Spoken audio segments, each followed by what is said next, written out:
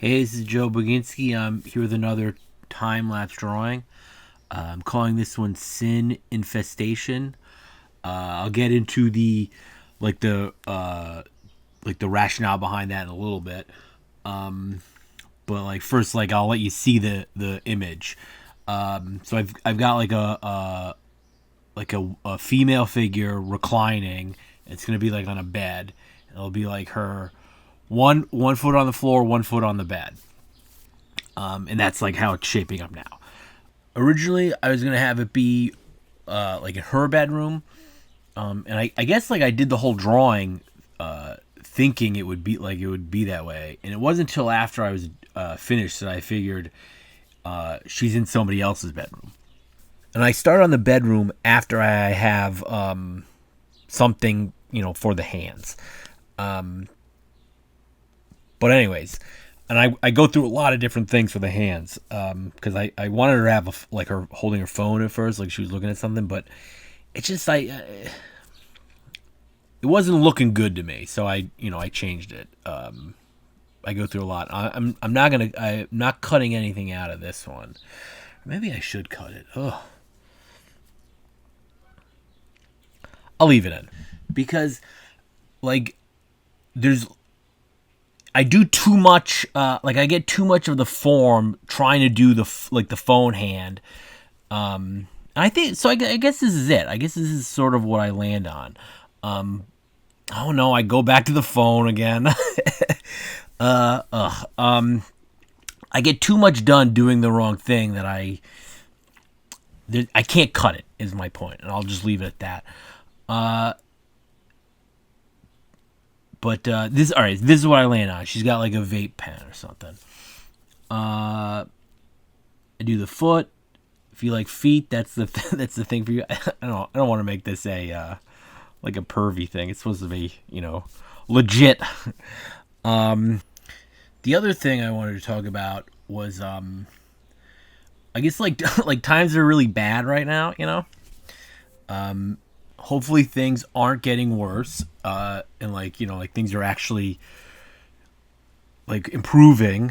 But like I guess like every like I guess the point is there are people like I've heard people like say or have the thought that like we're in the end times, and like maybe I don't know if we're not. I've been thinking about like what effect that will have on, or not what effect, but like how that will be seen or reflected through like science fiction, like the next science like the next wave of science fiction that will, that will come after this. Like if it's not the end times and there's like a upswing, like an upswing, of I guess the country, or even the whole world, because it seems like there's a lot of evil in the world, and a lot of suffering, much more than would be normal suffering, I would say. If things are good, like will that be reflected in in uh in science fiction, like as a counterbalance uh to like the sort of like burgeoning, or like not, I shouldn't say burgeoning, but like the like reawakening of the of like this like the spiritual like America, or like the even like the reawakening of like Christianity. Like if things are good again, because it's like America like lost its. All right, this is the thing I didn't want to give away, is these tentacle tendril things. But this is it. That's the final drawing. So now I can talk about whatever I want to talk about. All right, going all the way back, like to my initial, I guess like my initial idea, like John Carpenter's The Prince of Darkness and In the Mouth of Madness. The two, I guess, probably the two less, less widely known. I shouldn't even say widely known, but I guess, yeah, less widely known of his Apocalypse trilogy. And The Thing is, I would say, much more popular. And it's crazy that like The Thing was not popular when it released. It's like the best.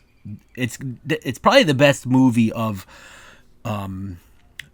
It's probably the best horror movie, because that's one thing. It was billed as like an action science fiction movie, like when it was released, and it did poorly. But it's really a horror movie that uses, like sci-fi motifs. But his other two movies, and I want to talk about the trilogy as a whole at some point in another drawing. His other two, his second two movies, Prince of Darkness was the second one, and In the Mouth of Madness. What I think about, like, one of my favorite, I really like In the Mouth of Madness. And like one of my favorite parts in it is the part where he's up in Innsmouth. It's some other place. I can't remember what the place was. Ipswich. No, it was not. It was like it was Lovecraftian, and the movie is Lovecraftian, but I just can't remember what it's called. But they're up in the town, and they're at the big cathedral, and it's like it's being swallowed by the darkness. Like it was swallowing the old church, the new domed cathedral, and the only thing that remains of the old church is like the icon of Christ. So like it's acknowledging like there's power in Christ. And then if you go back to Prince of Darkness, like in Prince of Darkness, and I should say the three movies are loosely connected. But in the Prince of Darkness, part of it is, it's a horror movie about researchers that are investigating like religious phenomena, sort of thing, and like the backstory in that, if like this is a spoiler warning or whatever, but like Christ was an alien, and he really died on the cross and was resurrected, but it's like he was like sending a warning about an actual like physical, physical evil, because that's like what the movie's about. Like evil exists, but as a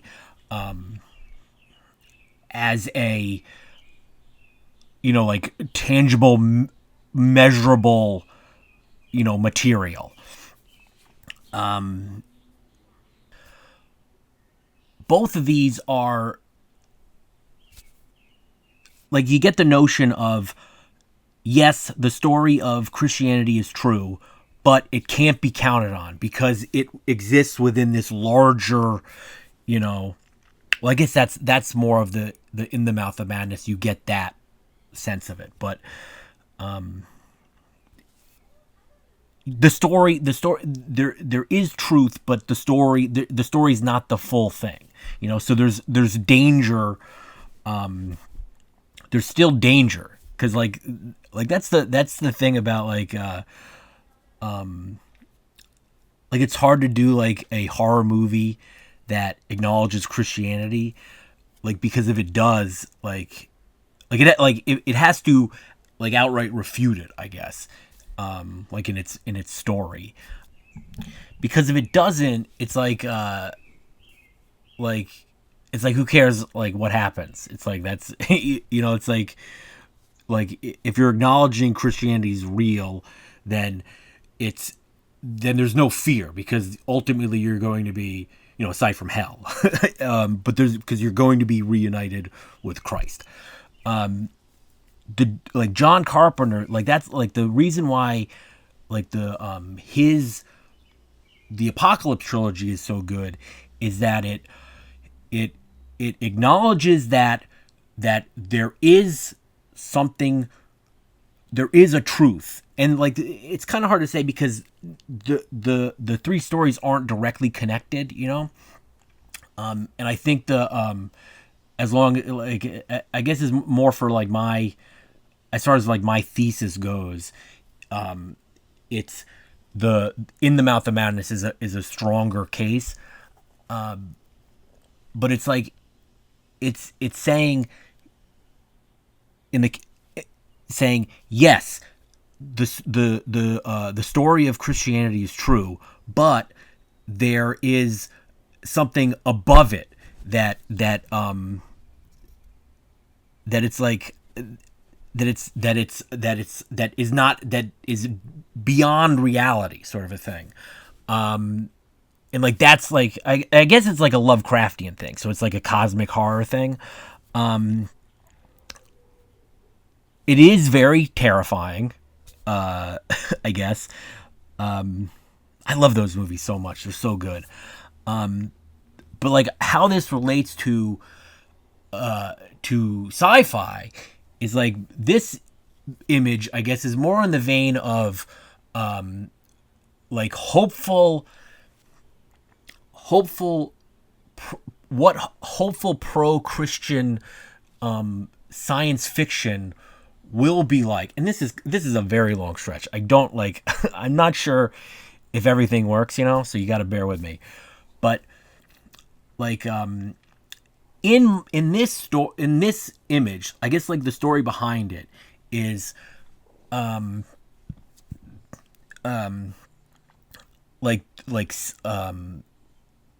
sin is like a real measurable thing. And like one of the reasons they know this, because there's some sort of there's something's happened. There's now this sort of infestation that whenever there's a lot of sin going on, these sort of tentacle creatures emerge from it. Emerge from some they just sort of emerge, and start to move and see what's going on. It's a real thing in this in this piece of science fiction. So in that sense, it's like optimistic, because it's like it supposes that things didn't end, like the current the current scenario, and that the people making science fiction, haven't been turned. Something hasn't happened that has turned people, science fiction makers, away from Christ. Like I don't know why that specifically matters to me. I don't know. I think there's something about it that I feel needs to be explored. And I guess that's like why, like one of the reasons I made this drawing. Like if I'm being reflective, but and I guess like the other, like another aspect of this drawing. So it's like I guess it's like a pulp, it's like an image from like a pulp magazine. So it's like, I guess this is sort of like a 30s sort of like a 2030s version of like a pulp sci-fi magazine that would have been made in the 1930s. But this one like is hopefully I guess it's like pro-Christian. I guess it's like I guess that's a weird way of like I'm trying to make a pro-Christian pulp. I don't know. Like, it's very hard. It's very hard for me sometimes. But I guess that's the idea. Like, that's how that's the drawing I made. So when it's like the girl sinning, I guess, she's at a boy's house, and the tentacle tendrils come out. And it's like this is the new problem. This is why it's optimistic. All of the real problems in real life have been solved. So now we have to make fantastical problems because we don't have any real problems. That's what's optimistic. It's imagining that this is how it's going. I understand what I'm saying now. Not all, but things got better from now. The pro-Christian sci-fi writers they're doing their sci-fi, but they're selling it to whatever pulp, because like now so much is like, it's so like there's so much pornography everywhere. And this is sort of like, I guess, like, is it, like, I don't want this to be like my towing the line, but it's like a thing like the sci-fi writer sells his story to the pulp, whatever version of the pulp magazine is, and this is the art they make for it. I made the art that the pulp magazine makes for it. So it's like I'm the Christian sci-fi writer and the smutty pulp magazine publisher. I get it. It's like, oh God. I didn't. Anyways, this is like an artifact of that encounter. So, if anyone wants to make that story that uses it, I mean, it might be worthwhile for me to look into, but I've said before, I'm very bad with writing, and I have a project I want to work on about knights. But if anyone wants to make that story, feel free to use this as an image for it. I'm putting this image in the public domain. There'll be a link to it in the description. It'll take you to archive.org. Everything on my archive.org page is in the public domain, so anything there, feel free to use for any reason. That's pretty much it. Let me know what you think. Let me know if you like the drawing. Let me know if you have any thoughts on any of the stuff I said. I don't know. That's it. Thanks for watching. Have a good one. Bye.